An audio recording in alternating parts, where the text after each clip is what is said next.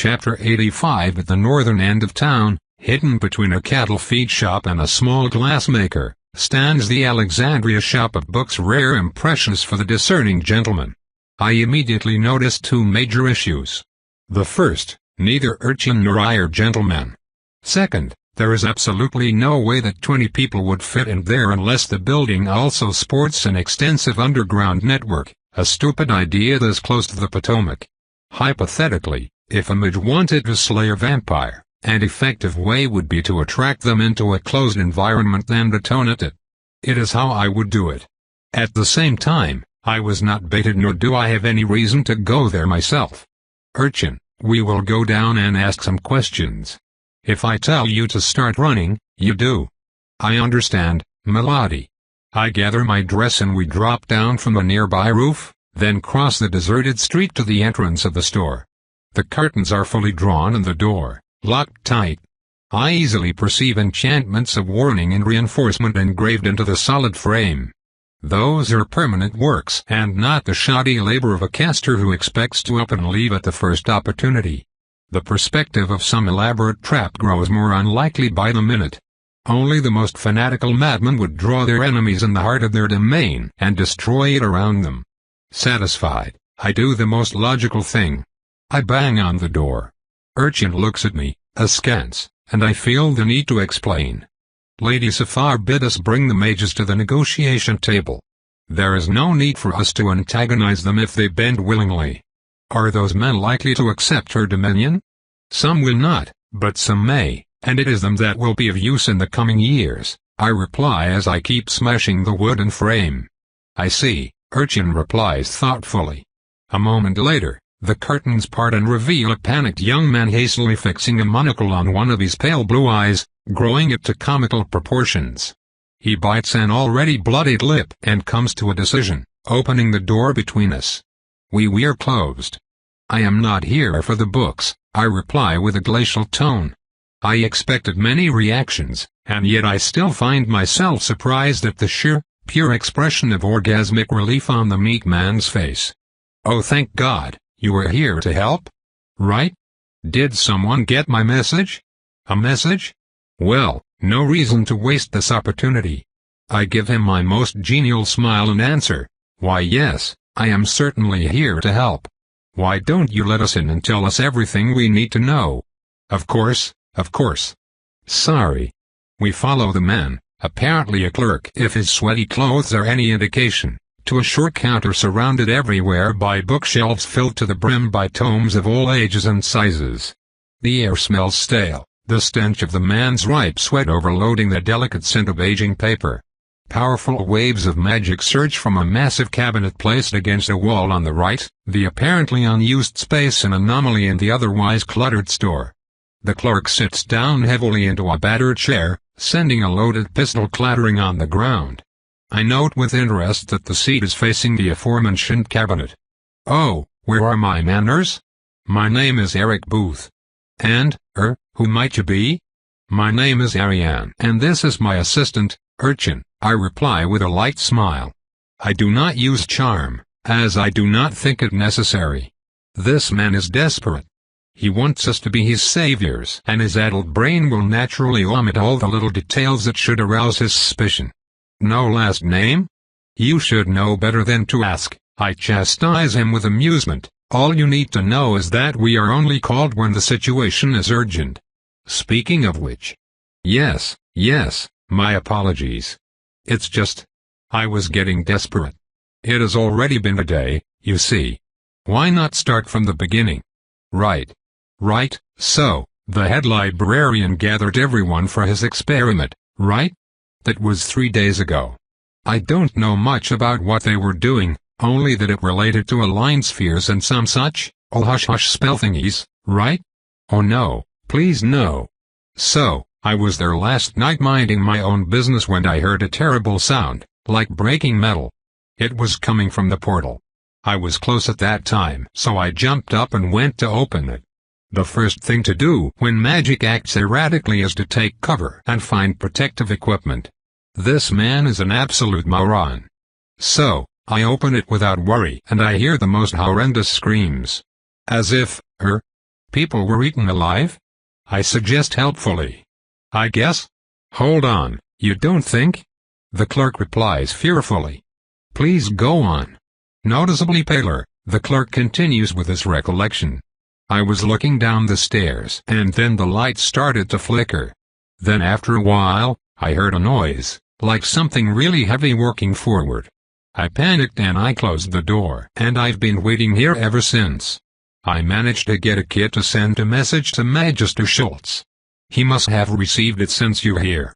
Urchin hides his mouth behind a sleeve and whispers in a voice that only I pick up. There is a Schultz who died yesterday. He is the talk of the city, on account of dying after the consumption of an excessive amount of aphrodisiacs. It could be the same person. I would not be surprised. I did not know what to do, so I just took a pistol and waited in front of the door. I only left to go to the lavatories, make food, make tea and find the 1628 version of Don Quixote that had gone missing. The world is doomed. Thank God you're here now. Indeed, I replied early. I would like to have a look at the library now. But you are not exactly armed? I take a long silver dagger from a sheath at my back and wave it under the clerk's nose. Tonight, I am not wearing my armor but a light gray traveling dress plus hood, currently lowered. Urchin wears a black ensemble under his unfortunate beret. The clerk swallows nervously before looking at my companion currently spinning my gift in the air. He then materializes two throwing knives from a side pocket and starts juggling. Right away then. While the man fumbles with a keychain, I open the cabinet out of curiosity. 3 empty ink pots and a crude drawing. The clerk rushes by me, closes the door, locks and unlocks it. Along the frame, metal decorations in curls and spikes glow gold before fading away. The magic pulses once, then fades back to normal. Eric Booth pulls the door open, steps back and gestures wildly. Welcome, miss, to the Library of Alexandria. I walk forth, speechless. My hand caresses a marble wall engraved with images of scrolls and books. Monumental stairs descend onto a platform below, lit by shining blue orbs fixed on the walls by sconces of polished bronze. Their shimmering glow reflects in the odd square of golden sheath discreetly integrated into nearby carvings. With every step, the light shifts to focus on another detail, another scene. Here, the Titan Prometheus grants fire to mankind, before being punished by an outraged Zeus. There, a Renaissance scholar dissects a man's body before an assembly of his peers. Astronomers work side by side with dragons. Mathematicians with sphinxes in an impossible festival of colors. Runes in all shapes and sizes flash before my eyes, harmless yet distracting by their sheer number. Still amazed, I finally attain the landing to find myself in a circular room. Filled bookshelves cover the walls. 2 alcove doors lead left and right, while right in front of us, glassless windows with a stone railing show similar openings in the distance, as if we were part of a building around a circular inner court of massive proportion. I do not see the floor from where I stand. This place is awesome. By the Watcher, I wish Tauron were here to see this. Is this library as large as it looks? A hidden depository of magical knowledge exists here, below my feet. How I wish to explore it. Plumb its occulted depths in the search of rare tomes and fantastic knowledge. I could spend years here, caressing those august spines and searching through ink of red and gold for that one pearl of wisdom, that one exquisite manuscript. Excited, I pick a book at random, marveling at the quality of the preserved leather cover. I turn it around to read the title. The Contempt Ties of Love and Vulgar Men, cum commento. Scottish poetry as compiled by George Bannatyne, a merchant of Edinburgh. Well, I mean, it would be unfair of me to expect all of them to be life-changing masterpieces. Oh, this just ruined the mood. Bah, never mind, I am here to purge and subjugate. I shall not let such trifling matters affect me. Really. On a side note, I see no trace of eldritch invaders from another dimension just quite yet. There is, however, a strange beastly musk in the air as well as the stench of stale blood and wastes, the source of which I promptly find. To the side of the room's only desk, I find a ghastly pile of purple leavings. What is that? Urchin, the city boy asks with a mix of disgust and fascination. A massive pile of excrement, I suggest helpfully. He stares at me, askance, before coming to a revelation. Oh, I know this one. You just used a metaphor, right? I'm afraid not. My fellow vampire appears troubled by the droppings. I suppose that both the size and the unusual color are a cause for worry. Ah, and speaking of the devil. Mr. Booth, go back up the stairs please. Urchin, come here, I order. The Vanheim vampire looks at me uncomprehending. Take out your dagger. He materializes it mechanically. If I do not miss my guess. Ah, indeed not, I announce casually as heavy footsteps sound from the side corridor. Soon after, a head made of a large open maw surrounded by questing tendrils emerges from the door, sniffing the air with the power of a forge's bellow. What the hell is that? Urchin hisses, panicked. Tut-tut, language, I chastise him, that is a Murghol mana hound and you're going to kill it. Silence reigns as the creature steps in and turns towards us. I am? Urchin squeaks. In answer, I boot the vile creature back from whence it came as it jumps at us and then gently push Urchin forward. It shall be your first time facing an inhuman opponent. Enjoy the practice, and do your best. Thankfully the creature does not call for its brethren as it throws itself on Urchin with abandon. This specific hound looks like one of the middle-sized ones we faced near Marquette, with several physical differences that could be due to any number of factors. This creature's skin is purple, it is shorter and stockier than the others and possibly stronger, though it lacks grace. I encourage Urchin as he does his best to fend the creature off. To the left. No, the other left. Focus, Urchin, you're faster than it. Do not concern yourself with that knife, you can just fetch it back with your power. Good one.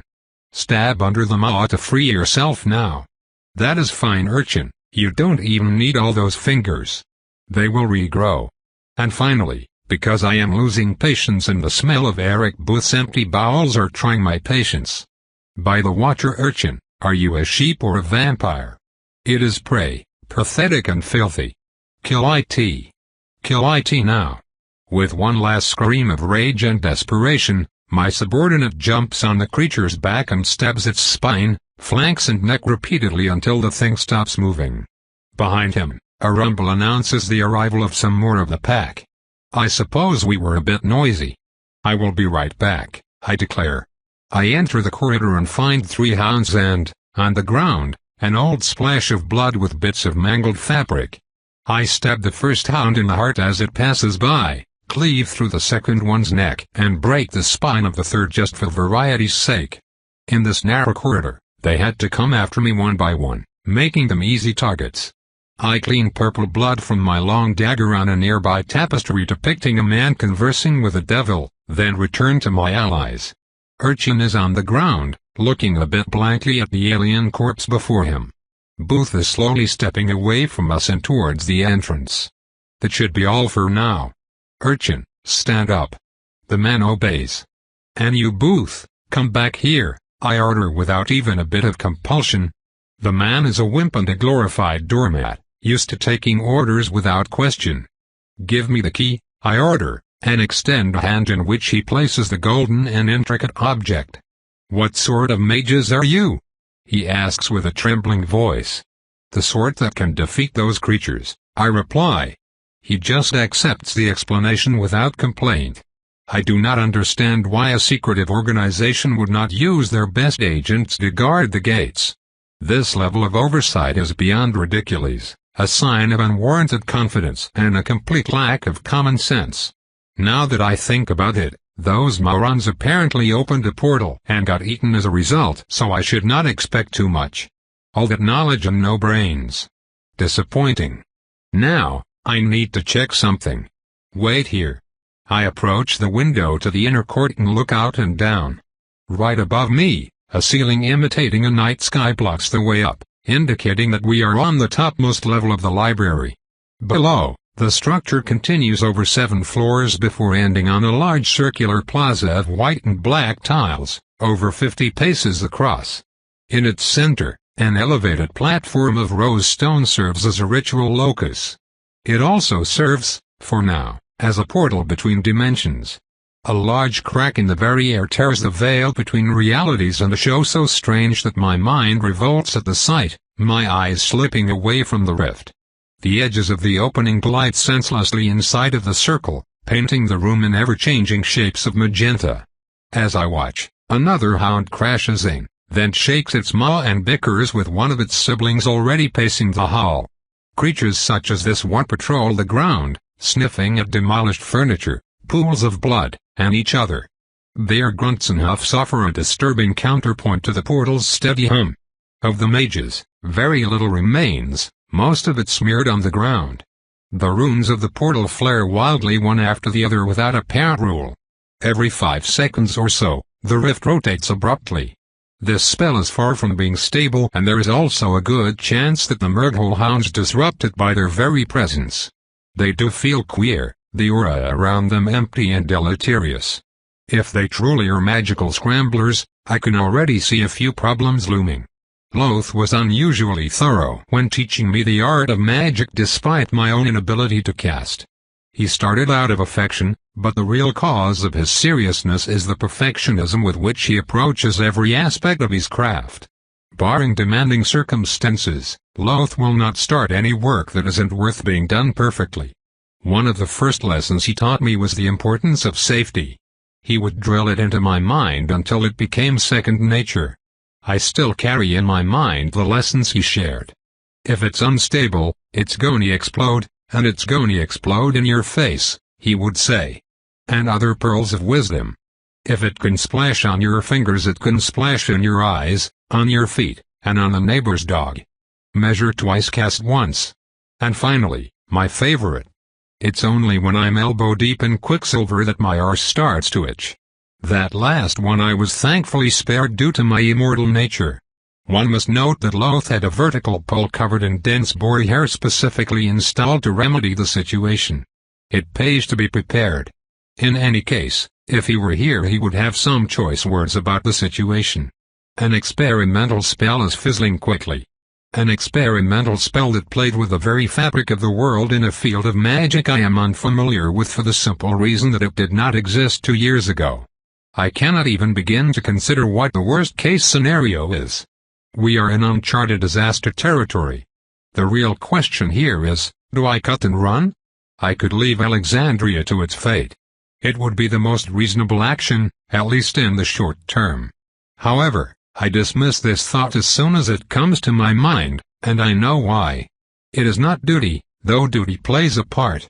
To flee now is to give up on not just the task I was granted, but also on my alliance with Sephar and, possibly, even Constantine. Who would respect a vampire who had a chance to stop the cataclysm and turned tail instead? I would not. In managing our territories, we are expected to solve supernatural threats, if only because we do not tolerate competition. It is not greed either, though greed plays a part. I found a treasure trove, and I resent the very thought of leaving it for alien beasts to despoil. Already, the signs of their presence in those halls of gold and marble fill my heart with cold anger. We stand in a hallowed place, a temple to knowledge and humanism. I will not part with it so easily, and yet, it is still not the true reason. The real cause is, of course, pride. Our greatest sin. The ever-present cause for our demise. I have been thinking about it. I believe that in order to become a lord, the Watcher's influence is required. The mark of a lord is the Magna Arca, their strange power. When Lord Suarez demonstrated it against the Night Squad, his eyes briefly flashed with the color of the vampire star. I know that I am relying on a vague impression, or rather a hunch, when making this assumption. It matters not. Hunches are born from instinct and experience, neither of which have failed me when it came to understanding my own nature. That influence will not be bestowed upon the meek, the useless and the stupid. Pride is simply at the heart of what we are. To deny it is to deny our nature. I cannot flee as surely as a fish cannot breathe air. Booth, I ask, where would the notes on this spell be kept? The mage quarters on the 4th floor, I believe. All their laboratories are there. Excellent. I will need those to close the portal safely. For now, we must prepare. Melody? Urchin asks with doubt in his eyes. We came equipped for a diplomatic mission. This is now an extermination mission, and I need my gear for that. We will return to base and fetch our weapons. Pride must be tempered with caution. You mean, a search and rescue mission, right? Our guide asks worriedly. Yes, Mr. Booth. A search and rescue mission, I reply with rolling eyes. Perhaps I should have just bitten that idiot. According to our guide, the library consists of 7 main floors and an archive under the central plaza, which contains advanced magical knowledge and tomes of forbidden lore. In other words, the good stuff. The 4th floor is dedicated to offices, quarters and laboratories. Enough for 20 people to conduct their research comfortably. All of the Rift's preparatory work should be there. Booth was quite helpful in describing the architecture of the library. I ended up biting him because I cannot take the risk that he would grow a spine as Urchin and I conduct our search. It would not do to solve the issue, only to return and find out he somehow sealed us in. Melody, I am scared. Then don't look down, I replied really. The stairs up and down are situated at either end of the circle and we would be guaranteed to get in combat with packs of the beast. Fighting now would be counterproductive. We need to close the portal first, then mop up. And so, we climb down the face of the inner court, using our claws to prevent an untimely fall onto the plaza. Also onto said plaza's fauna and strange magical phenomenon. Even now, the chaotic light coming from below casts strange shadows on the wall's white stone. Urchin slips. I dig one claw in the carved figure of a well-endowed nymph and grab my accomplice by the collar as he gasps. On the other side of the wall, a few huffs signify the presence of a hound. The creature is unimaginative, however, and after a few disappointed grunts, we hear it pedal away. I shove Urchin against a column which he clings to like an oyster to a hull, then resume my descent. A few seconds of muttered curses after, Urchin follows suit. Our climb ends without further incidents at the edge of the 4th floor. Looking over the railing, I immediately notice differences. While other floors are densely packed labyrinths of bookshelves around small study rooms, this one is almost entirely open. The gap in front of us opens into a vast study room dotted with support pillars and luxurious desks, all of which stand abandoned. A few doors on the opposite walls probably lead to the offices Booth described. Contrary to my expectations, the center path to the laboratories is currently sealed by stacked bookshelves and other various pieces of furniture. A quartet of hounds patrol the open space, occasionally prodding at the improvised barrier. I know what that means. Survivors. Urchin, take the beast on the right, I order. The one currently licking it. Yes, I answer tersely, that one. On my mark. Ready? Go. I charge and impale the first hound in the heart before it can even detect my presence. In one movement, I dig out the spear and plant a dagger at its companion's head, then complete the twirl with a thrust forward that ends with Sivaya's spearhead in the last creature's skull. I turn around and watch Urchin as he climbs on his hound's back, using his gift to stab the creature repeatedly without having to extricate his blades. The hound gasps in agony, its shrieks dying in what passes as its throat under the unimaginable pain. In only a few seconds, Urchin has dispatched his target, which is, I will admit, a marked improvement. My minion stands up and turns to me, proud of his victory. He takes in the surgically dispatched targets in my waiting form, deflating a bit in the process. You did well, I reassure him, much better than last time. Carrot and stick, Ariane, carrot and stick. Thank you, Melody. Should I clear the irrigation system? He offers, pointing at the barricade. Yes, we will clear the corridor together, I correct him, stressing his mistake. Oh, corridor. Do not worry about it. Thank you, you are most grapefruit.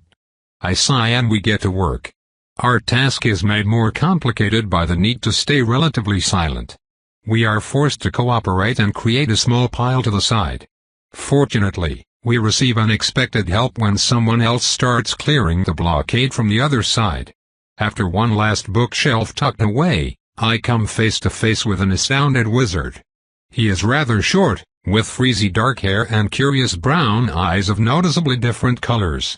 His face is handsome, with a scar on his right cheek that grants him a rugged look. His aura is peculiar, as if it had depth. "You are not from the society," he observes. Too late, I feel a small spell bouncing against my essence, tasting it. The mage reacts immediately by taking a nervous step back. He pales. "Indeed not," I reply with a feigned smile. The mage stumbles away and crosses himself. I do not feel the same threat as usual.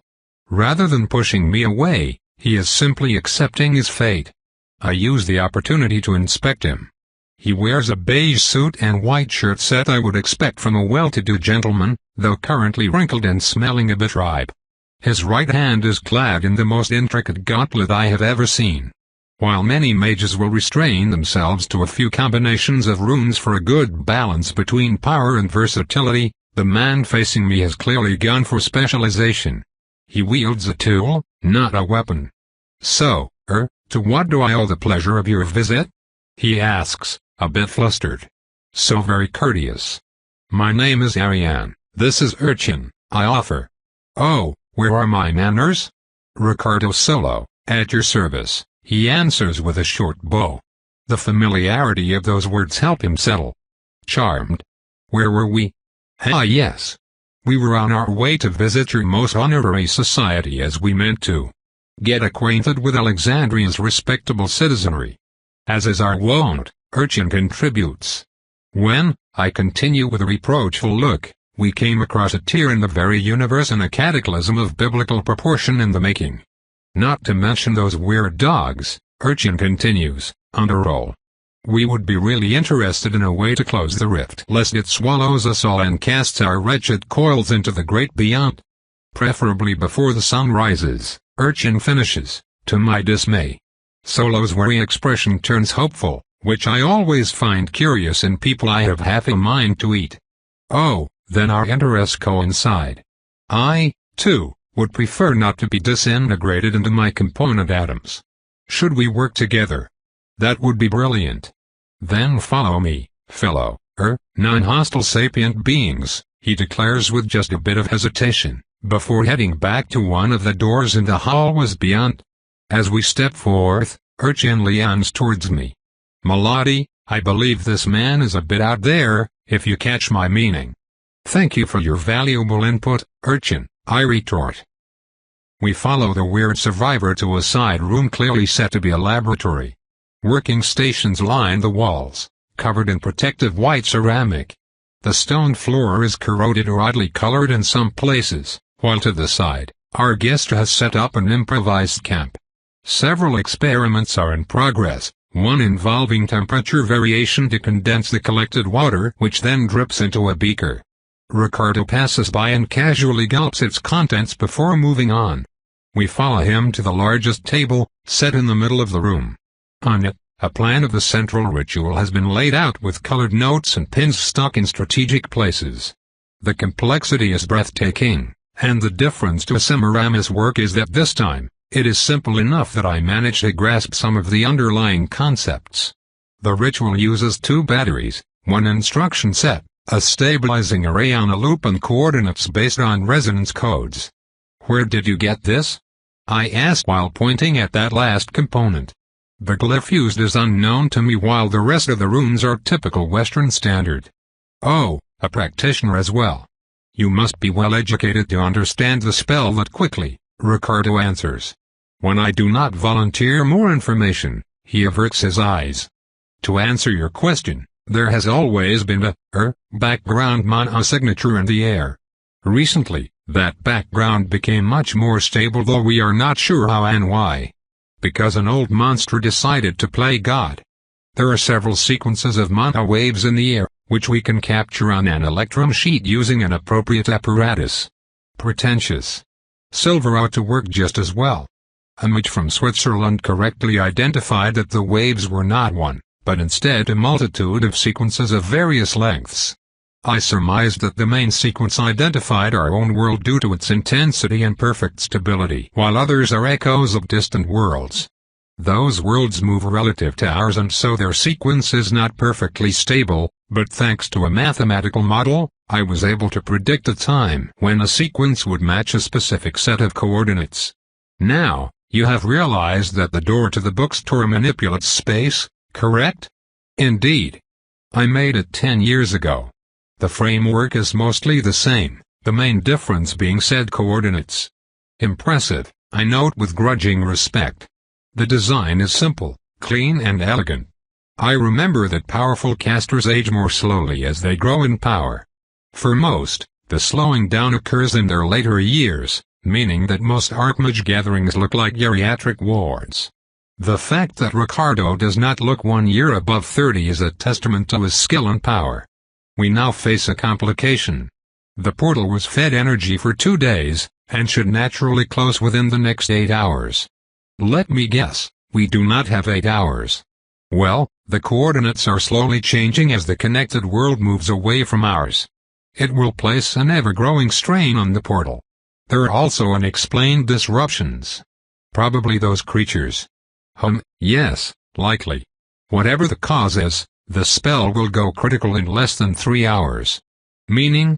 Remember when I talked about disintegration? We both fall silent. I assume you have a fail-safe. I ask after a while with just a little bit of apprehension. I do. Please look at this section. I follow his direction and find a subsystem of runes attached to the 2 batteries. It is part of the spell, and at the same time, it will not activate unless triggered separately. The glyphs for a sort of vent that should siphon out energy in record time. This looks promising. It will close the rift almost instantly. I feel her butt coming. Ricardo looks aggravated. Obviously, I could not let anyone shut down my experiment with ease after all the work I put into it. In order to activate the failsafe, I must input a glyph code in a very specific order. Let me get this straight. Your failsafe, which you placed on an experimental work of great might with the potential to explode in your face and lay waste to the entire region, can only be used by you and takes seconds to activate. A full minute. By the Watcher. How could I know that things could go so bad? Yes, how could the disaster occur with such competent people at the helm? I am positively flummoxed, I reply with an acerbic tone. Ricardo crosses his arm on his chest and lifts his chin, a gesture that would be considerably more intimidating if he were not so short. So the rumors are true, vampires are creatures of sarcasm, eh? I take a step forward and invade his personal space. You should simmer down before I remind you of what else we are famous for. In this specific context, extreme violence. Ricardo understands my meaning clearly and raises both hands in a placating gesture. My apologies. You are correct, of course, there were oversights. Including on my part. I step back, signaling an end to the hostilities. If I understand correctly, we need to get you to that part of the glyph and give you 1 minute of calm, is that correct? I asked the mage. Yes, preferably before long. Before we plan for that, I have another question. Yes? How come you are the only survivor? I asked lightly. Mr. Solo frowns as he realizes that I boxed him against the table. My relative closeness makes him uncomfortable. I did not participate in the casting, he admits. The design is mine, but I wanted to wait another cycle to double-check my calculations. Hazel, that would be our previous leader, he wanted us to be the first to reach a new world. I have been corresponding with other researchers around the continent. We were at the vanguard of research, but Hazel wanted the prestige associated with the first successful rift. So he cast it himself. Him and our other senior members. They took some precautions, of course. They even kept everyone around with battle spells ready. I had taken refuge in an isolation pod in a nearby laboratory just in case. When nothing exploded, I came out to the railing to watch the completed ritual. When I approached, I heard screams, then I saw the moving blasphemy my creation had vomited into this world. He shakes his head and grows visibly nervous. He grasps his hands tightly as if to exorcise the memories from his mind. The screams, my God. Our spells did nothing against the creature. They only seemed to energize it. Then another came, probably attracted by the smell of blood, then another. There was nothing I could do. I retreated here and prepared a desperate plan to close that portal before it swallows us all. Ricardo shudders and averts his eyes, now brimming with unshed tears. I feared that he may be dangerously cold, and I was mistaken. He merely postponed his grief and his horror. There is no deception in him, I am sure of it. Could there be any other survivors? He considers the question for a moment. I find it extremely unlikely, but yes, someone may have locked themselves in one of the reading rooms on the first floor. They are specifically designed for isolation and privacy. Why? I ask excitedly, are those where the books of hidden lore are stored? Not exactly. I look on with confusion. Well, the first floor contains a very expensive collection. Ricardo continues sheepishly. Of what? I ask with impatience. Pornography and erotica. Just. I what? I cannot. Seriously? You have to understand. He continues, while behind us urchin sniggers. I throw both arms up in exasperation. I cannot stand this stupid place anymore. Those people. We are mostly celibate. Have you considered getting in touch with the exclusively female society of witches living in the same water-cursed city? There have been a few tentative openings, of course. Unfortunately, they didn't pan out. A question of ego, on both sides, I'm afraid. You don't say. You treated them like conceited tarts, and they thought you were a bunch of pompous dolts, am I correct? More or less, yes. Well, you were both right. Now, and before any more disappointing revelations, I would like us to focus on the task at hand. We have a cataclysm to stop. Yes, my apologies. My primary concern is the ritual. Fortunately, the matter is simple, really. I need free access to the glyphs while remaining free of the attention of those wretched creatures. There has to be a dozen now, at least. A little more than that, I'm afraid. But surely. You're here. We did not slaughter our way down, we bypassed them by climbing down the inner court's walls. So, they are unstoppable. Ricardo whispers with dread. We still killed 8 on our way here, I retort somewhat defensively. Nothing is unstoppable for me. Well, no, many things are unstoppable. Just not these mutts. Pa. Or good, the man continues, then perhaps. Yes. If we could lure the beasts away from the central position. Then you could get down the same way as us, and close the portal as the hounds are otherwise occupied, I finish for him. Precisely. As for the lure, a powerful spell coupled with some noise should be enough to draw them to the upper floors. But we can't cast spells, interjects Urchin, who had been quiet until now. I silence him with a glare. We never admit a weakness before a stranger, though in this case, his mistake is minor. I would have had to admit it at some point. You're not a mage? Ricardo asked me, stupefied, but I am trained in magical theory. I haven't found the time to practice yet. How can you not find the time to study the art of all arts? Ricardo demands, scandalized. I grab him by the collar and pull him in until our noses almost touch.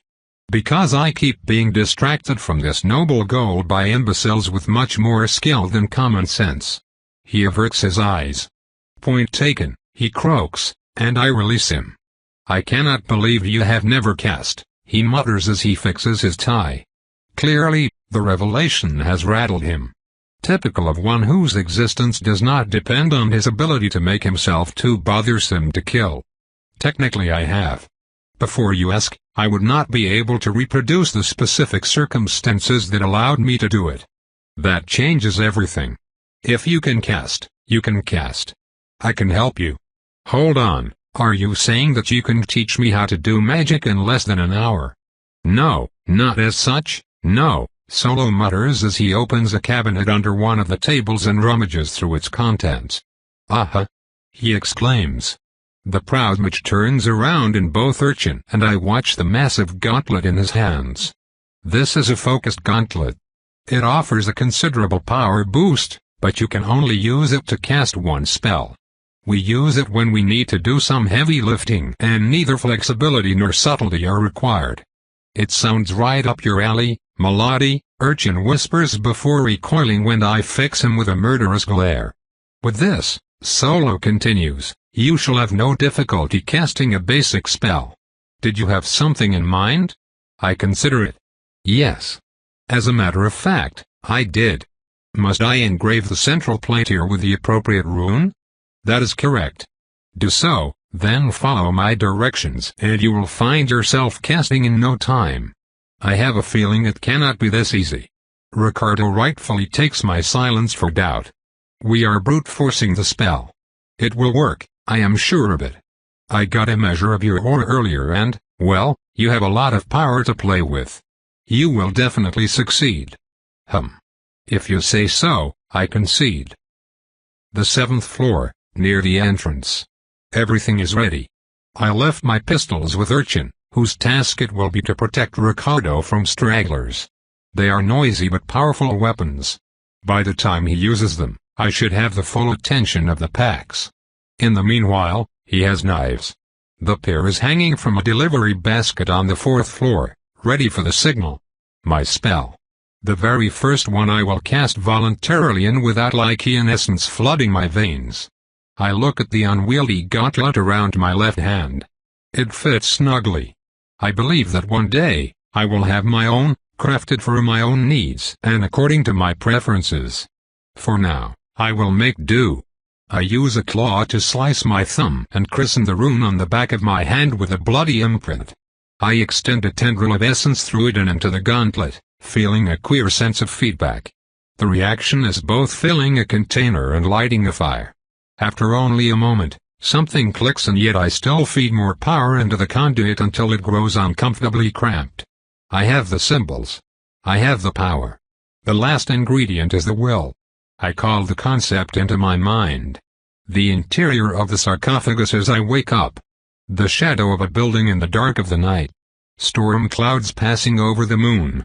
It shelters me, protects me, assists me. It is my element, a tool and a weapon. A familiar absence. Sinead used to say that under its dominion fall both the caress of the lover and the stiletto to end a life, and he was right.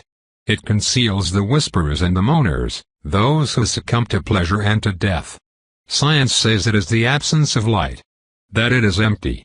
Foolishness, for it harbors the fear of men in its vast, incomprehensible depths. Let it come now. Let darkness be. New Sharon. I open my eyes to nothing. The orbs are muted, the candles extinguished. Black clouds, tarry yet immaterial, roll away from me, taking with it an amount of energy so large it makes me gasps. The spell is born. It slithers between chair legs and through the interstitial space in the shattered bookshelves. It crawls under blood-drenched banners and over the cooling corpses of the slaughtered hounds. Darkness, pure and simple. I see nothing, yet I know where things are. The awareness comes to me for the cloud is from me, and through me. It is me. And below, the creatures bay. They can finally taste the scent of the prey that had eluded their efforts so far. A stampede makes the ground tremble, starting from below. Suddenly, an intuition comes over me. The same way I sometimes know from where an attack will come, I feel something. My death. I am going to die. No, I could die. I need to. I cling to the impression, focusing on it as it drifts from my grasp like sand. I need movement. Yes, of course. My usual strategy will not work against those creatures. I need to keep moving, always. Vampire strength will not save my life here. Vampire speed will. I approach the railing and pass my head through the cloud of unnatural darkness to stare below and check my allies' progress. Oh no. Some hounds on the ground have not moved yet. They just paddle on the white and black tiles sniffing as they go. But of course. My spell is darkness. It must be stealthier than the classic fiery bolt, and they have not felt me. How did I not think of it? No. What should I do? I need to attract their attention. Quickly, Urian, do something. Sounds? Well, I could just do that. I step over the railing. I stand straight, feet apart and hands on my waist. Pre-e-e-e-e-e-e-e. The hounds stop and raise their alien maws as my voice resonates, clear and, of course, horribly off-tune. On the fourth floor, the two men stare with sheer horror as I inflict the most disgraceful, the most shamelessly vile treatment possible on Adina's sublime aria. Somewhere in Italy, Donizetti's poor ears ought to be bleeding. Prendi, per mi sei libero. Resta nel sol nadio. I slaughter the song and the remaining hounds rush up the stairs with the wrath of 10,000 sopranos. The men wince and with one last look of pained incredulity, make their way down with the delivery basket. I just cast my first spell, and instead of riding the wave of my pride, I am forced to commit musical murder in the name of survival. Truly, this world is cruel beyond compare. No time to cry, the first beasts are already coming. The time has come for me to fulfill my purpose, the reason why our bloodline exists in the first place. The fracas of heavy bodies galloping on solid stone grows like the sound of a rolling drum. It echoes across the void of the inner court and down the maze of shelves on all sides. I take my spear and point it forward. You are not welcome here. I thrust through the first hound's skull, catch the one jumping over the corpse of its companion in the heart and sweep a third against the wall, then I fall back as three more take their place. We have claimed this land. With precise thrusts, I dispatch more hounds. A strike must kill with impunity or I do not take it. I run, I flee, it does not matter. Tonight, I am not the pouncing predator but a lone wolf harrying a stag. I cannot slay it in one go, and that is fine. Bit by bit, nibble by nibble, I will take their numbers down until the end. I just need to survive and not be swarmed. One mistake is all it would take. Thrust and sweep, kill two as they hamper each other trying to pass a small alcove. Always, I stay aware of my surroundings. I jump backwards over fallen bookshelves and slide below the largest desks while my pursuers ram themselves into every obstacle. I remain untouched, as swift and elusive as the wind. Dance with me, mongrels. Yes, no matter how long I live I cannot give this up, the ecstasy of deadly combat. The waltz on the edge of a blade. Another fall as I dodge left, then retreat right, always keeping to the outside circle of the library. If I enter those labyrinthic inner rooms, I shall surely die. I go on, thrust, kick and dodge, until the inevitable happens. I hear growls at my back. I cast the spell while close to a first stairwell, and now I have completed a half circle and reached the second. Without hesitation, I grab a desk and send it smashing into the lead hounds and turn around. I lower the spear and charge like a jousting knight, stabbing into the first hound in front of me and pushing it into the next. I move left, along the railing, and use the palm to push a third hound away. A lucky swipe catches me in the calf, making me stumble. Not good. I use the other leg to propel me forward as I turn to check the damage. I find very little of it. A trickle of blood and a gash in the intricate network of mail. I test my weight gingerly and find my mobility unimpeded, the wound already healing. Thank you, Loth. I rush to the stairs, slaying two more creatures on the way and jump down as hounds arrive from everywhere. I hear a gunshot coming from below and hope that Urchin did not miss this time. I did train him, after all. At the next landing, I move again, the horde still on my trail. I am faster, but killing slows me down and kill I must, if only to avoid being overwhelmed. Dodge, thrust, sprint, push. My universe is reduced to these actions. There is nothing but the dance. Then it happens. A lucky ma grabs my arm. I punch the creature, jump up and dig my claws into the plaster of the ceiling, pushing away. Close call. Far beneath my feet, the portal dies with a whine and a fizzle. I stumble at the wave. The dimensional spell's energy bleeds out into the world. The purple beasts shiver, energized. Ah, by the Watcher. Faster now, faster, cannot afford to be boxed in. Just punch and sweep, no time to kill. Faster. And then, I feel a pull. The same intuition I practiced with cards, the very instincts that kept me alive so many times tell me that this is it, this is the moment. I listen. All the creatures must be here now, on this floor. Their insane baying drilled into my ears. So loud. They are packed 3 thick in the narrow corridors. Perfect. With a roar, I push forward and into a study, take a sharp turn and, with all my might, jump over the railings. The creatures scramble after me, many falling to their death. The head pursuers are pushed into the abyss by the ravening mass of their kin. I fly through the air in a beautiful arc, turn on myself and pull the satchel charge from my back. In one graceful movement, I trigger it by pulling on a rope and send the fuming package back where I came from. The dark leather bag disappears and the massive bodies glutting against the gap. I remember to protect my ears. The charge explodes in a cataclysmic blow. The shockwave travels through the densely packed flesh with the ghastly sound of crushed meat and shattered bones. The explosion sends pieces of masonry flying in the central court, opening a hole 6 yards across. And from this gaping wound in the pallid flesh of the building, a cascade of purple ichor flows freely. The remnants of the creatures, torn apart by the detonation, leak the viscous fluid as if the marble was but a shell to some unnatural, titanic life. Monstrous slabs of bruised meat soon follow, and with it, a few hounds saved by the unwilling sacrifice of their brethren. Oof! A half-pillar smacks into my back, sending me reeling. Momentum carries me on the opposite balcony, around the 3rd floor. I smash into the carving of the gargoyle arms first and manage to stop my fall. On the ritual ground, Urchin and Ricardo step back as a handful of surviving beasts rise, shaking their heads. I let go and land on the closest one, spear first. I slam my weapon into the ground with a loud crack, turn around and dispatch the survivors as they struggle to climb to their paws. The others stare at me, open-mouthed. It is done. It worked.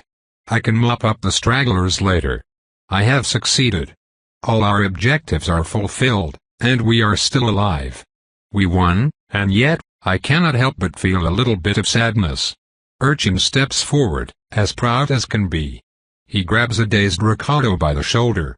His stretched arm encompasses the unholy mass of alien flesh before him, the flaming pieces of masonry and other burning debris, the dark snow of burned paper falling over us like some hellish weather in the apocalyptic vista of death and destruction this place has become. We did it, people. We saved the library. Idiot. I slowly massage the bridge of my nose and ask the one question burning on my lips. Urchin, are those my precious pistols I see discarded on the filthy ground? Chapter 86. The woman jumps in fright when I accost her. It is late, and dark, and she is not a denizen of the night like I am. When she sees I am a woman too, her shoulders relax, the fear receding from her weary figure. She turns in my direction, and I see that under the heavy green hood, she wears an evening dress of decent make, a shawl and a bag containing at the very least one magical item. Probably her focus. She is young, not a day over 18, I'd wager, and beautiful in a guileless and delicate sort of way. A pretty little sheep working out, trying to grow. So easy to smother, so much life to draw. I will not. Instead, I take the demeanor of a bashful girl. I lower my head, avert my eyes slightly and force a tremble into my voice. Sorry, miss. Are you, perchance, going to Carol Fletcher's reception too? At those words the young lady relaxes fully. She takes on a more protective air and does her best to exude self-confidence. With her shoulders squared and back straightened, she addresses me with a voice full of authority. That I am. I do not recognize you. Are you new? Yes, I arrived in town recently. I came to introduce myself, but I must have taken a wrong turn somewhere. I add to reinforce my image as an airhead. Only an imbecile would take a wrong turn in a city that consists of squares. It is enough for the girl to take my arm and guide me forward. I sign for Urchin and John to follow me and be ready. As for Cruz and King, they are already hidden next to our destination. Their ethnicity makes them too easy to notice. She introduces herself as Camille, and I as Ariane. She asks me what I think of Alexandria. My opinion is that it contains far too many gang members, slavers, and chronic masturbators with far too much pride and not enough common sense to fill a tumbler, though arguably that last problem just solved itself. Instead of sharing this pearl of wisdom, I comment on the weather just like Sapphire would. After a few more reassurances from Camille's part that everything would go smoothly, we arrive. My companion takes a turn from the wide main street to pass through a gate to an inner courtyard.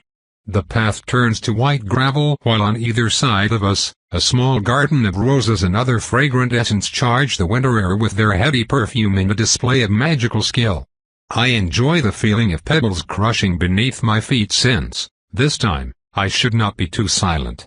The large oaken door is reinforced with alarm and resistance runes of a peculiar make. The enchantment is made from wood and freshly cut flowers. Although it will fade fast, it is no less potent for it. I stop at the threshold and gaze up at the young lady already up 2 stairs. "Can I really just come in?" I ask politely. "Yes, of course. All are welcome in our community." I honestly doubt that. Nevertheless, the invitation is enough, and as I go by, the enchantments remain inert. I was invited, after all. Camille precedes me in an intimate antechamber where she hangs her hood. A set of stairs goes up by my left, and a few closed doors lead to other parts of the house. On the white walls, paintings of severe women alternate with tapestries and landscapes. If it were not for the homey cluttering, the decorations would be impressive. With the presence of personal effects, the house feels like a middle ground between a home and a public office. Without hesitation, the girl leads me through a set of double doors to a grand salon from whence I hear laughter and the murmurs of conversation. I am amazed at the size of the private receiving room. I did not expect so large a space inside of the city, and I find it obvious at first glance that great care has been given to its design. The ground is polished wood, the walls are painted white and blue with small windows. Instead, most of the natural light comes from a vast glass awning taking a good half of the roof and turning it into a solarium. Instead of flowers, however, Fletcher cultivates social connections. Clusters of witches converse casually in high-pitched voices, their colorful auras fluttering around them. A long banquet table occupies a side of the room, on which many dishes and desserts have been cut and prepared for the revelers. Brass cups and pitchers abound to allow them to wet their whistles for another round of gossip. If the variety of wares displayed is any indication, half of the food was brought here by guests. On the other side, a lone piano sits forlorn, for now, moved to make room for a large magical circle drawn in chalk, the work of several hours, at least. Camille waits for me to take in the sights with a knowing smile. She points at a trio at the far end of the room consisting of an old crone and a portly woman with a kind smile listening to a girl with black hair speaking with great animation. I focus and pick up a few words. It appears that she is wary of, and I quote, "strange happenings in our fair city." Ah, to be this naive. Strange happenings does not even begin to cover it. Thankfully, my mood recovered after the library debacle thanks to several factors.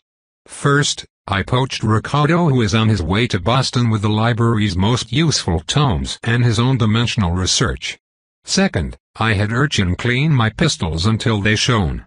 Third, and the most important aspect, I do not have to take care of the library's cleanup. Not my job. Dear Lady Sapphire will just have to find a way to dispose of several metric tons of rotting purple meat on her own. Those are Carol, Grace and Moonflower, she explains. You should go introduce yourself after they're done talking. Moonflower? I ask. She insists we call her that and not her birth name, Camille answers, embarrassed. It's Nastasia, by the way. But you didn't hear it from me. Oh, juicy. Not 3 minutes in the room and I already know a pointless secret. She is the black dog. That means she is in charge of protecting us. Go to her if you have any security concerns. Oh, I will. She can be a bit abrasive. Don't let that deter you. She cares about us, even if her crusade against the social order can be a bit tiresome, at times. An idealist. That could be dangerous. That is all, Camille finishes, and I notice that she is eyeing a group, probably her friends. Oh, Lucy is making eyes at me. Find me after you're done, and we will make the rounds together. Thank you, Camille, I appreciate it, I tell her as a form of polite dismissal. A smile and wave and she is gone. I turn and delicately hold the shoulders of a woman before she can bump into me, then grab the plate she just dropped in surprise before it can land on the floor. "Oh, I'm so sorry. God, I'm such a clod." "Think nothing of it," I reassure her. This witch is dressed in an old-fashioned dress that has seen too many uses. She attempted to apply rouge with limited success, and her frizzy brown hair is held in a messy bun. The overall impression is that of a complete bird brain. Her aura is particularly vivid, however, glowing around her in ever-moving abstract shapes. "Thank you, Dari. I would not have forgiven myself if I had dropped my carrot cake. Would you like a slice?" she generously offers. I'm afraid I must decline. I am on a liquid diet, I share with amusement. The lady blinks owlishly and her face falls off a bit. "It smells delicious though, is that cinnamon?" "Shhhhh. She half screams, "It's my secret ingredient." My lips are sealed, I answer with amusement, "Here, let me help you." I forcibly pull the plate from her nervous hands and deposit it on the table. As I do so, I notice that a few of the groups take a step away as we pass by. My companion is shunned by the group, despite her obvious power. An interesting development. This society gathers women from all backgrounds, and I would naturally expect them to develop a pecking order. I did not imagine that it would mirror the social order to such a frightful extent, with the richest members clearly at an advantage here. I am almost disappointed. What is the difference between them and a butterfly appreciation group? Does competence not matter for something? My name is Ariane, by the way. Oh, yes, manners. Sorry. I'm Violet. No need to apologize. Say, your aura is rather impressive. May I ask what your specialty is? The change of demeanor of my interlocutor is truly mesmerizing. She straightens and her chocolate eyes, which until then had flitted across the room, suddenly gain a penetrating intensity. The art of oneiromancy deals with dreams and their applications. The dreamscape's malleability offers many opportunities ranging from training to long-range communication, she proudly declares. Then the moment is past and she deflates. Not that our sisters show much interest in it. Our society focuses on plant-based magic. Little effort is made exploring other techniques. And such a shame it is. I knew a man who could invite me to his dreams from a state away. The things he showed me. I reminisce as I think of Nashoba. He gave me back the sun, if only for a moment. Violet blushes a delicate shade of pink. Not that kind of experience. I chastise her, and she turns even redder. Sorry. I chuckle, and notice that the leadership trio finally noticed my presence. Nastasia, Moonflower, looks my way with a frown. Ah, it appears I am being summoned. Remember that if your skills are not appreciated here, there are others who would give you the attention and respect you justly deserve. Leaving Violet behind with a shocked expression, I make my way across the floor. I suppose I let the vampire bleed out a bit there, at the end.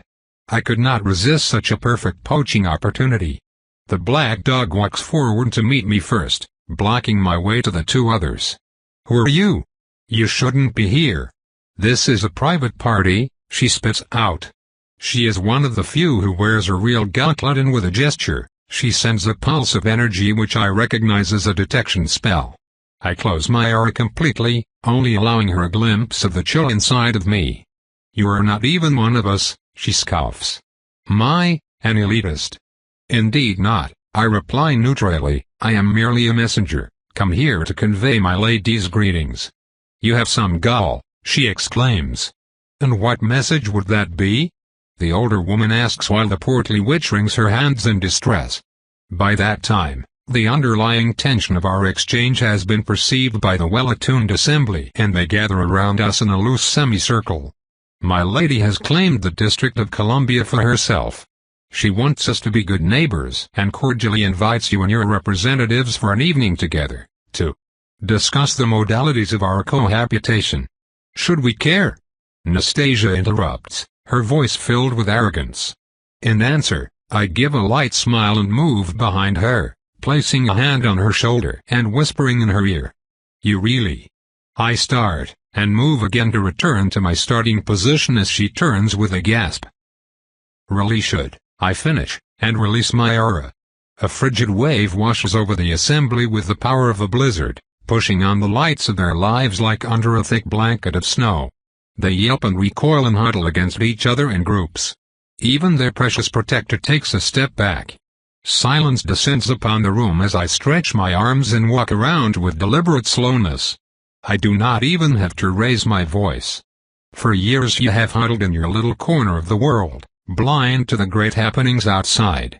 Now, your lands are claimed by the Lady Safar of the Hastings. Under her benevolent supervision, resources and knowledge will flood into the city for those who deserve them. The protection she will grant you will shield the society from the depredations of predators, both mundane and otherwise. You have but to work with her. I stop and turn to face the leading trio, all of them having recovered. They are simply waiting for me to finish out of politeness.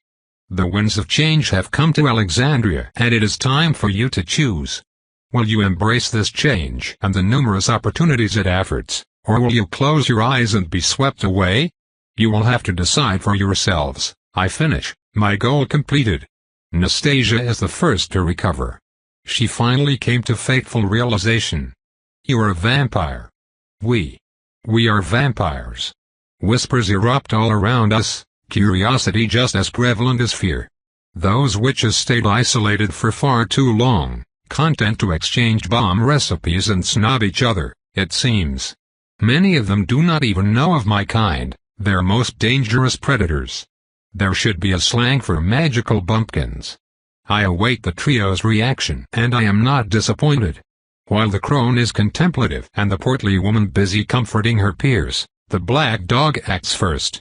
She takes a step forward and invades my personal space once again. I already know that this one will not learn, will not bend. She will have to be removed. But not tonight, for I came as a guest and a messenger. I will never break those rules. I know a thing or two about you monsters. I know you drink blood and enslave humans, so you will forgive me if I call your negotiation for what it is, terms of subjugation. But you made a mistake in thinking that we would be easily cowed. This city has been a beacon of freedom since its very creation. I scoff at that. Beacon of freedom? A slave town? You are the last, I reply. Nastasia's answer dies on her lips. I can tell when the pieces of the puzzle click in her mind and she finally figures out how much we already achieved. She does not show fear, however, but overwhelming anger. She bares her teeth in a rictus of rage. This isn't over, creature. I know of your kind's weaknesses. I do not know who invited you here, but this is my home and you are no longer welcome. Leave. The declaration smashes into me like a train. Have to get out. I move. Outside the reception room and through the warded gate which closes behind me. I land lightly on my feet in the garden. Oof. That was unpleasant. This is the first time someone resents their invitation while I am still in their home, and I did not expect it to be so effective. I felt like I was pushed by a mighty hand. The urge to leave was just as imperative as that to stay away from someone wielding a cross. Urchin had been waiting nearby. He rushes to my side when he notices me. Is something the matter? Someone just slammed the supernatural door in my face. Otherwise I am fine, I reply. He scrunches his weasel face in confusion at my apparent lack of concern. Is that not bad, Malati? It was the most likely outcome. Besides, I achieved my purpose tonight. You did. I look at my minion and consider an impromptu lesson. Why not? He is showing some significant progress and some outward signs of respect and loyalty. I might as well keep trying to lift him. Do you know what we really came here for? I ask, as we make our way across the empty street and jump on the roof. Jumping is better than dropping because I do not have to place my hands on my thighs to avoid indecency. I assume that you are not referring to Lady Safar's invitation to the city leaders? Urchin remarks. The invitation is only a pretext. What we are doing here is conquest, plain and simple.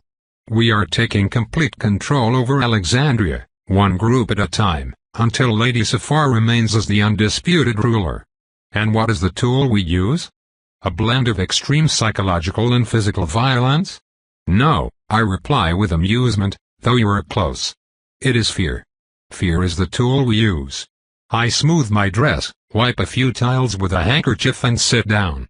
Below us, Cruz and King wait by a carriage and I give them the signal to hold. Once I am settled, I turn to Urchin who had patiently been waiting. Independent people wish to remain free by nature. This drive is a deeply embedded desire, an instinct, and that impulse is particularly strong on this land where being free is a matter of fact. The only way to override this desire for liberty so that men bend is to slowly subvert it. But, you just spoke of fear? Urchin interrupts with a frown. I am pleased that he has been paying attention. If Lady Safar is the de facto ruler of the land, its inhabitants will eventually come to accept it as the way things are. The benefits of order and development she brings will slowly sway even the most stubborn dissenters. Eventually, she will be perceived as a benevolent ruler, akin to a mild government. Some of her current detractors may even turn into fervent supporters. Unfortunately, and as I mentioned, this will take time. Urchin sits by my side, pondering on my speech. Some lessons have stuck.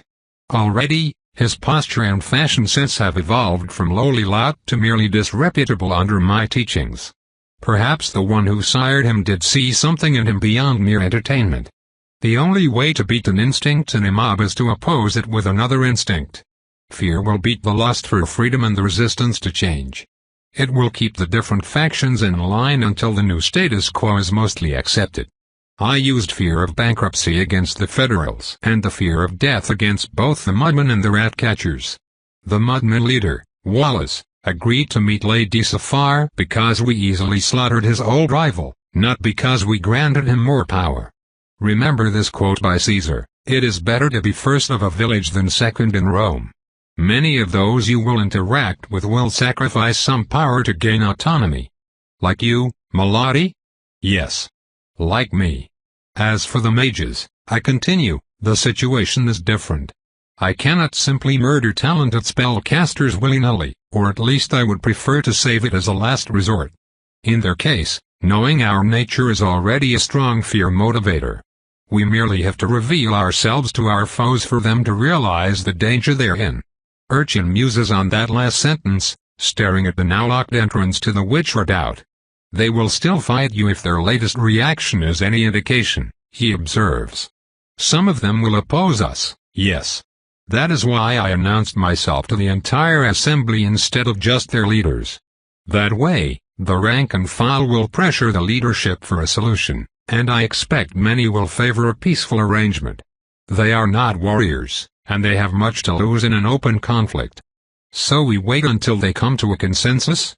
Of course not. I did not bring the carriage for a midnight stroll. We will wait until the party finishes and abduct a pair who we will then bring to our warehouse.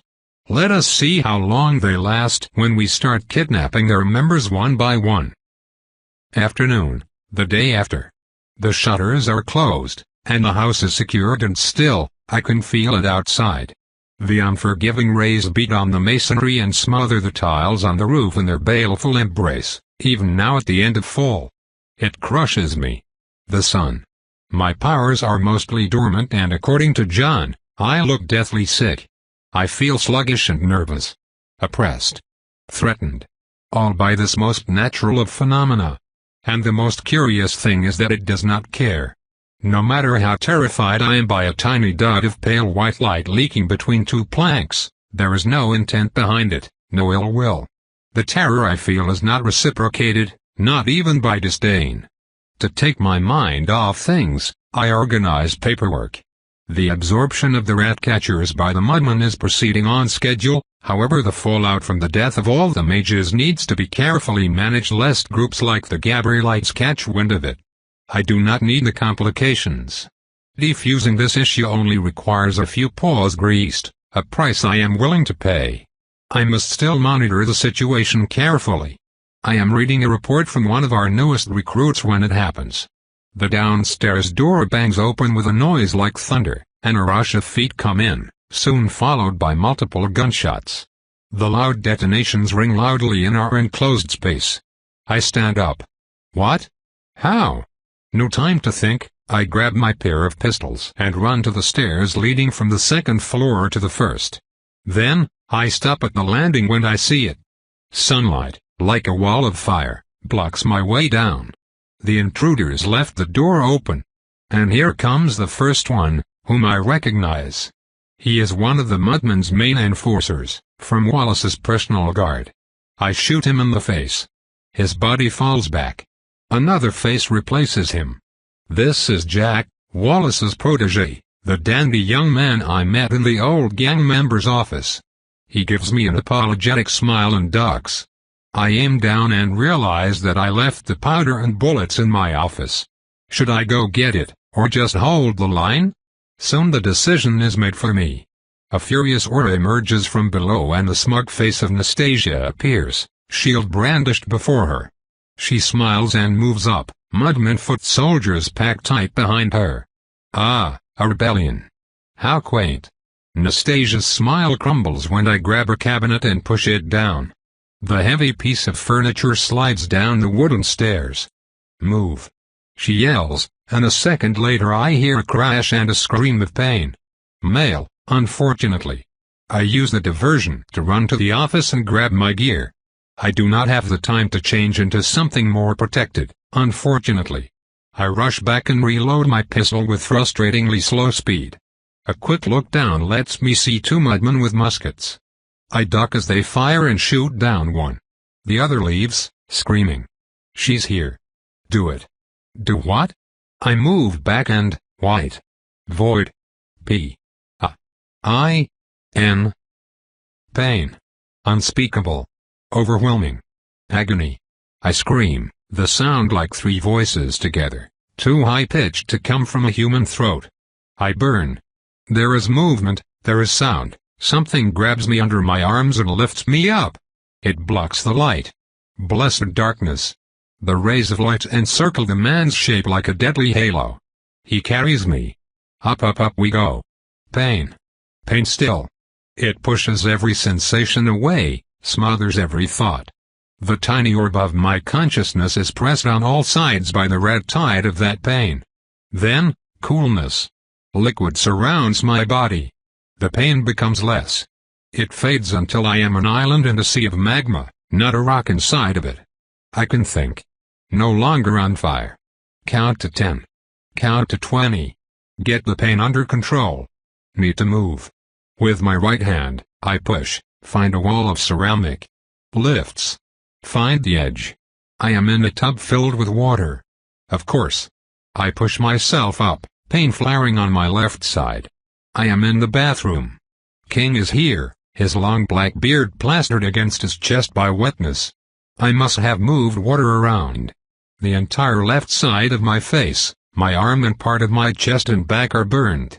I use my right eye, the only one that still works, to take stock. Red bloody meat with black charred edges barely covered by strands of mangled fabric.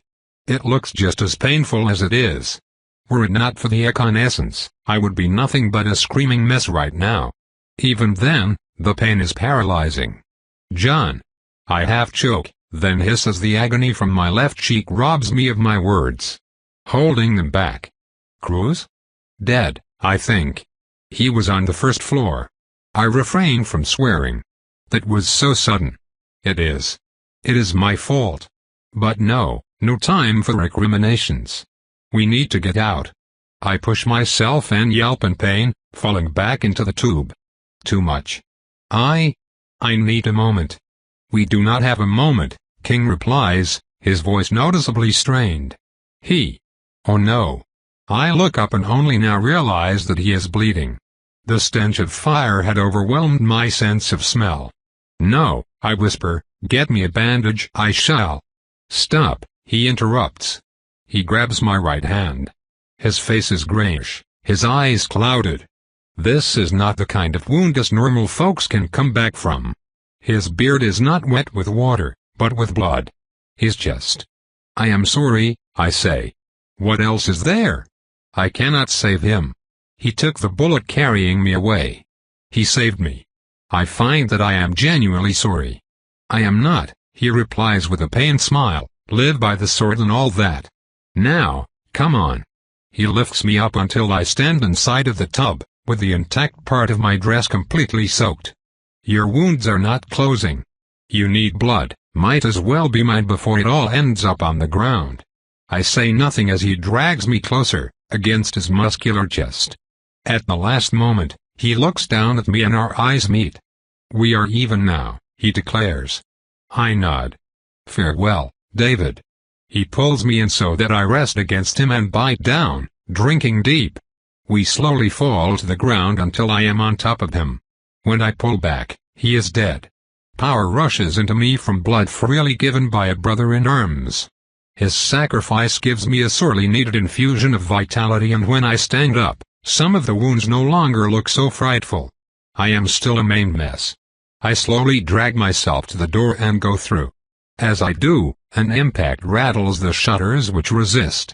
Ah, they must have punched through the second-floor windows and shutter with bullets to let sunlight in. It really took just a trickle to hurt me so. Fortunately, the third floor contains the passage to the vault where Urchin and I retire.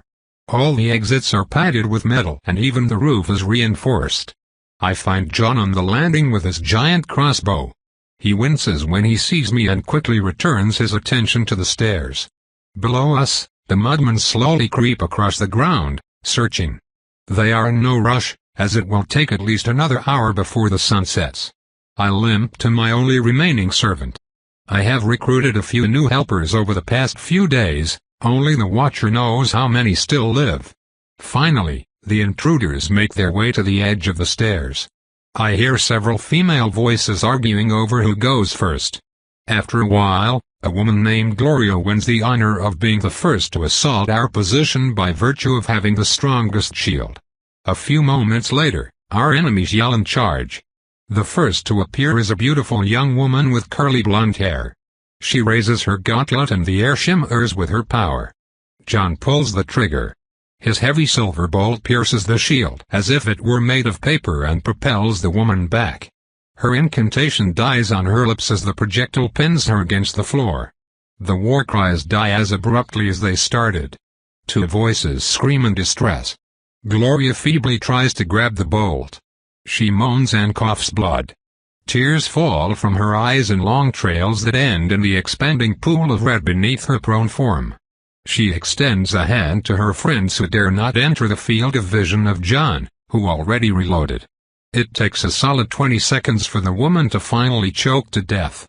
Eventually, her pallid form struggles weaken then cease. The voices below cry, argue and yell for a while in a debate that I fail to follow. The pain continues. I normally heal quickly, but between the source of the wound and the hour, I suspect it will be some time until I am whole again. In the meanwhile, every step is a nightmare. My focus slips inevitably until I manage to shake myself awake once more. It appears that deliberations are at an end.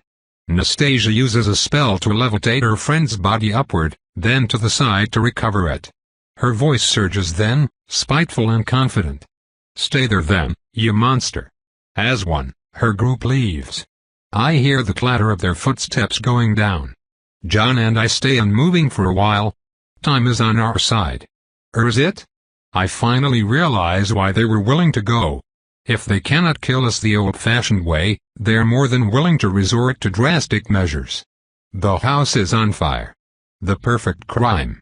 The mudmen control the firefighters, who will come too late to save the house. Tragic.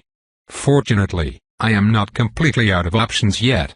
John, listen carefully, I start. The big man turns his ugly mug to me and I can see that the deaths of his friends affect him greatly, yet as always, he remains unflappable in this time of crisis. His attention turns entirely on me, ready to get his orders. Go down to my office, find the key in my desk's left drawer, take it, open the right drawer, take its contents, then put everything into my bag next to the stairs leading to the ground floor. Then run back up and open that window, I say, as a point to the one closest to the neighbor's house. Climb up and jump on the neighbor's roof, the one with slightly redder tiles. I remember. Hide next to the chimney. Do not look down, do not search for me. Wait for nightfall, then look towards the garden. Wait for my signal. I understand. Good. Now, go. John takes off with a speed few would expect from a man of his size. I open the passage to the vault as the first wafts of smoke permeate the air, closing and locking it behind me. The descent along the stone shaft is a long one, alone, in an isolation that even the inferno outside cannot breach. Mistakes, mistakes, mistakes, always more mistakes on my part. King is dead. Cruz is dead. The mudmen turned against me. All because of my strategy. And if I had taken more time, the gangs would have thrown the city into an all-out war. And if I had not warned the witch of my existence, instead taking them out one by one, I would have forfeited any chance at diplomacy as requested by Lady Safar. I did not expect the two groups to work together, considering one is a traditionalist Christian group and the other is made of witches. It will always be like that, will it not? I will always miss key information, underestimate one foe and overestimate the other. Mortals will always surprise me with their ability to twist their words and beliefs to suit their ends. I will always be the straightforward girl, better at planning a project than at manipulating nations from the shadows. Not like Lady Safar. Am I too stupid to rule over a state? No, that is not the right question. The right question is, can I afford not to? And the answer is no. I reach the end of the shaft and drop down into the small room in which my sarcophagus lies. Urchin still slumbers away in his own coffin-like shelter, oblivious to the recent tragedy. I stare at my gear, set against the wall, and realize that I will never manage to put on the armor. I would need to peel off the dress first. I look at my arm. Some of the skin has started to regrow, the rest of the flesh is still raw muscle tissue covered in pinkish fluids and black blood. I feel a strange separation between my cold mind, and the pain, horror and disgust of the more human part of me. Is this really what I am made of? All that meat? I shake my head to clear my thoughts. Too much has happened, and the pain has not receded. I find it hard to think. I sit heavily against the wall. I just need a bit of time. Ever so slowly, the wounds close and I can finally open my left eye. My mouth is sticky with king's blood. I must have made a mess. Time passes. Night falls. As darkness blankets the world, I can feel myself again. Vigor returns to my limbs and sharpness to my spirit, forcing me to acknowledge, understand and plan. In front of me, Urchin's casket opens. He freezes when he notices me. Melody? There is no time, Urchin, we have a dance to finish. I unlock the trapdoor and push a lever. Through a clever use of pulleys and the power of vampiric strength, several 100 pounds of steel shift up and to the side. I pop my head through the opening to find quite the reception. You were right, sister, the rat had a way out, a cold voice sounds to my left. Come on out, vampire, the voice of Nastasia replies from the front. I pull myself out and slowly crawl out. The wounds are mostly closed and still I can tell from the assembly's visceral disgust that they are quite ghastly. Nastasia's mouth turns down into a sneer as she takes in my poor appearance, including my blood-covered face. I stand in the middle of a circle, with a witch at each of the cardinal points. The spell is a simple shield aimed inward that allows their own cast to travel through, giving them an undeniable advantage. Behind them, a dozen Mudman gang members spread in a half-circle, holding weapons and crosses. At their head, I find Wallace and his protege Jack, armed to the teeth. Well, not so haughty, are you, vampire? I bet you did not expect that. That certainly came as a surprise, I admit. Speaking remains uncomfortable, though nowhere close to the torture that it used to be. I turn my gaze to Wallace. The grizzled gang leader's gaze is filled with disgust and hatred. I assume he found me? Nastasia smiles smugly, a hand on her hip. Is she gloating? Yes, she is. I was right to seek the help of Alexandria's underbelly to track down your location. Imagine my surprise when not only did they know you, but they were also quite happy to lend a hand. I knew it. I knew you were a monster, Wallace spits. Oh please, I retort, You are only too happy to conduct a little coup now that we placed the gangs at your knees. I can help the Lord and help myself, it's the American way, he replies with a shrug. Nastasia interrupts us, apparently out of patience. Enough of this. You made a mistake coming here, but I will be magnanimous. If you tell me where Lady Safar's resting place is and swear an oath to leave the country, we will let you go. Moonflower. One of the other women, a slender brunette with eyes reddened by grief, asks. I am sorry, Mary. We must place the interests of the community before our desire for vengeance. Finding her master is more important than killing her. Gloria would understand, I am sure. The other witch seems troubled, but, in the end, she relents. Is that it? I ask. Nastasia frowns. What do you mean?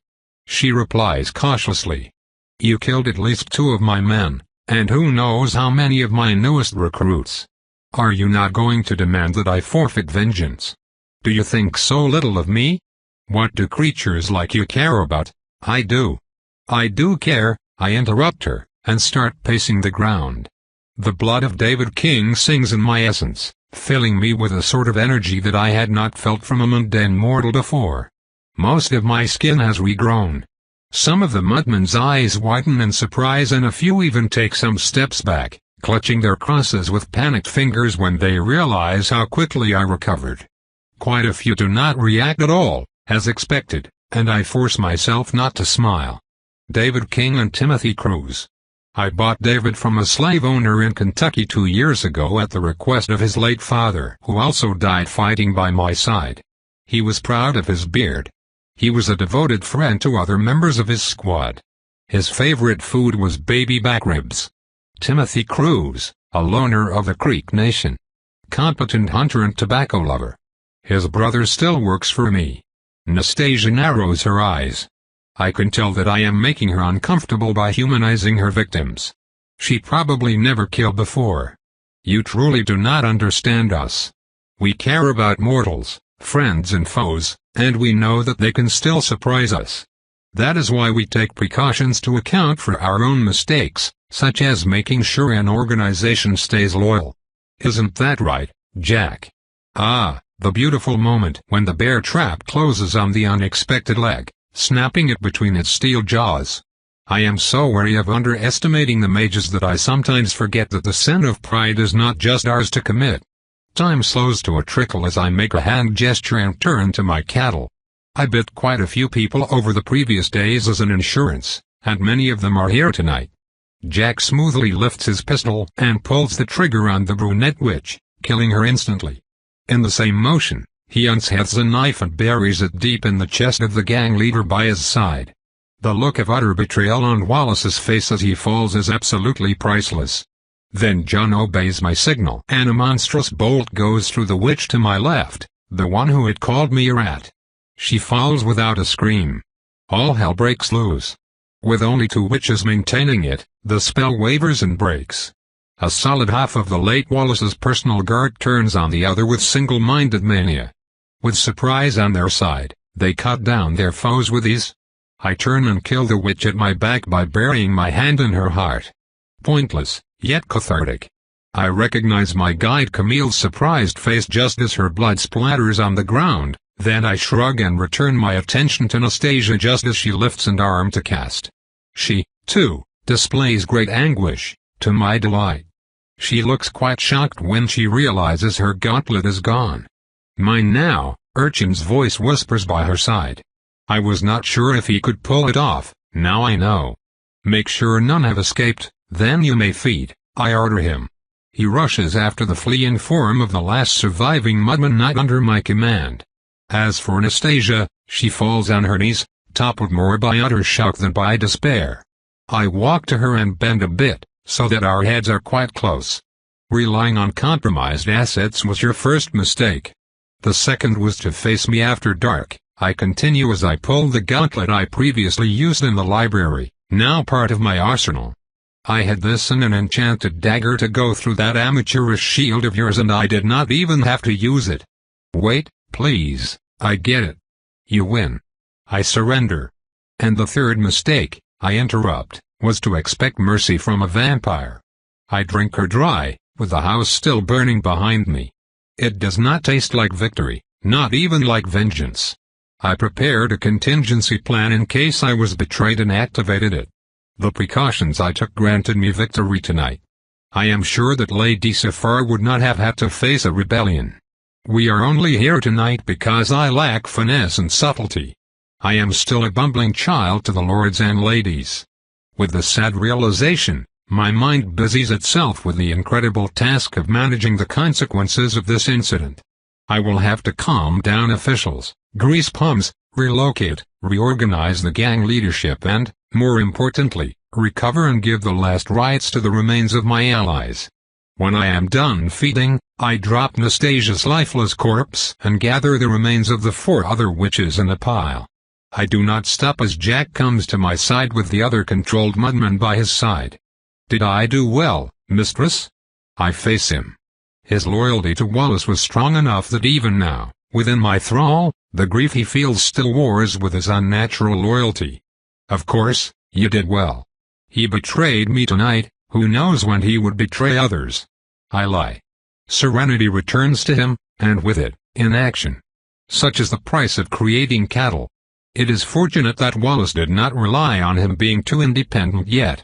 As for me, I have a delivery to make. Nastasia's home. I open a panel through the sunroof and drop the lifeless corpses on the ground one by one. There are plenty of servants here, so they should be found promptly. I am taking a risk by making the threat so obvious, but to be honest, I am tired of this entire farce. Let Lady Safar play with her city. I am done with it. As I head back, I contemplate how close I came to death earlier this afternoon. It reminds me of my own fragility. I believe that my demise is inevitable. I am no immortal monster like my sire, who was unbeatable long before Darius turned his gaze on Greece's city-states. Today's world is chock full of powers vying for dominance or extermination. Many heroes and fighters have already tried to slay me before I even ruled over more than a toothpick. They have failed. So far, time has lost its grasp on me and they will never stop coming. It can only end one way. At some point, my luck will run out, my intuition will fail me, and someone will finally succeed. I will turn to ashes. Hopefully, not too soon. Carol Fletcher got my message and I have no doubt that she will cooperate. It will soon be time for me to meet Lady Safar. Told continued. Thanks for listening.